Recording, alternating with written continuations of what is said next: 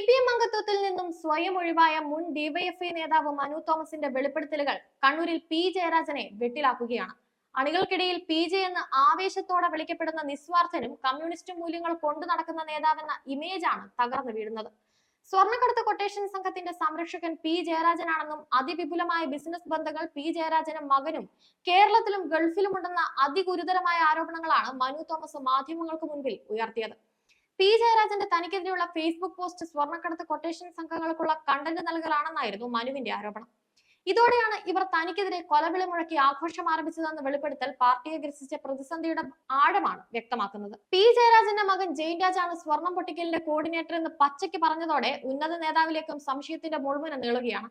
തനിക്കെതിരെ സോഷ്യൽ മീഡിയയിൽ കൊലവിളി നടത്തുന്ന ആകാശ് തില്ലങ്കേരിയെയും അർജുൻ ആയങ്കയെയും പാർട്ടി കണ്ണൂർ ജില്ലാ നേതൃത്വം തള്ളി പറഞ്ഞിട്ടും പി ജയരാജൻ എന്തിനാണ് സംരക്ഷിക്കുന്നതെന്നാണ് മനു തോമസിന്റെ ചോദ്യം. ഇതോടെ ആരോപണങ്ങൾക്ക് മറുപടി പറയേണ്ട പ്രതിസന്ധിയിലാണ് ജയരാജൻ എത്തി നിൽക്കുന്നത്. റെഡ് ആർമി എന്ന സോഷ്യൽ മീഡിയ കൊട്ടേഷൻ സംഘത്തിന്റെ കോർഡിനേഷൻ വാട്സ്ആപ്പിലും ഫേസ്ബുക്കിലും ഒക്കെ പി ജയരാജന്റെ മകൻ ജെയിൻ രാജാണ് ചെയ്യുന്നതെന്നാണ് മനു തോമസ് ഉയർത്തുന്ന ആരോപണം. താൻ എന്തുകൊണ്ടാണ് പി ജയരാജന്റെ കണ്ണിലെ കരടായി മാറിയതെന്ന് അറിയില്ലെന്നും തങ്ങൾ തമ്മിൽ വ്യക്തിപരമായ പ്രശ്നങ്ങൾ ഒന്നുമില്ലെന്നുമാണ് മനു തോമസ് പറയുന്നത്. എന്നാൽ താൻ സംവാദത്തിന് വിളിച്ചപ്പോൾ ജയരാജൻ അസഹിഷ്ണുത കാണിക്കുകയാണ്. താൻ ഉന്നയിച്ച ചില കാര്യങ്ങളിൽ ജയരാജന് അസഹിഷ്ണുതയുണ്ട്. നേരത്തെ പി ജയരാജൻ കണ്ണൂർ ജില്ലാ സെക്രട്ടറി സ്ഥാനത്ത് നിന്നും ഒഴിഞ്ഞതിനു ശേഷം നടന്ന ജില്ലാ കമ്മിറ്റി യോഗത്തിൽ കണ്ണൂരിലെ ഒരു ട്രേഡ് യൂണിയൻ നേതാവ് കൊട്ടേഷൻ സംഘത്തെ പി ജയരാജൻ വളർത്തുകയാണെന്ന ആരോപണം ഉയർത്തിയിരുന്നു.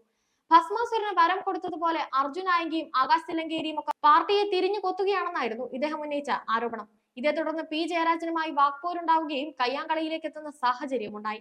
അന്ന് മേൽ കമ്മിറ്റിക്ക് വേണ്ടി പങ്കെടുത്ത സംസ്ഥാന സെക്രട്ടേറിയറ്റ് അംഗമാണ് ഇരുവരെയും യോഗത്തിൽ നിന്നും പിടിച്ചുമാറ്റി അനുനയിപ്പിച്ചത്. ഈ സംഭവത്തിന് ശേഷം ഇരു നേതാക്കളെയും പാർട്ടി സംസ്ഥാന നേതൃത്വം ശാസിക്കുകയും ചെയ്തിരുന്നു. ഇതിനുശേഷം പാർട്ടിയിൽ നിന്നും പൂർണ്ണമായി അകറ്റി നിർത്തപ്പെട്ട P Jayarajan M P Govindan സംസ്ഥാന സെക്രട്ടറി ആയതോടെ മുഖ്യധാരയിലേക്ക് വരാൻ ശ്രമിക്കുമ്പോഴാണ് ഒരു ദുർഭൂതം പോലെ സ്വർണ്ണക്കടത്ത് കൊട്ടേഷൻ സംഘങ്ങളുമായുള്ള ബന്ധത്തെക്കുറിച്ചുള്ള ആരോപണങ്ങൾ പാർട്ടിയിൽ നിന്നും പുറത്തുപോയ ഒരു യുവ നേതാവ് തന്നെ ഉന്നയിക്കുന്നത്.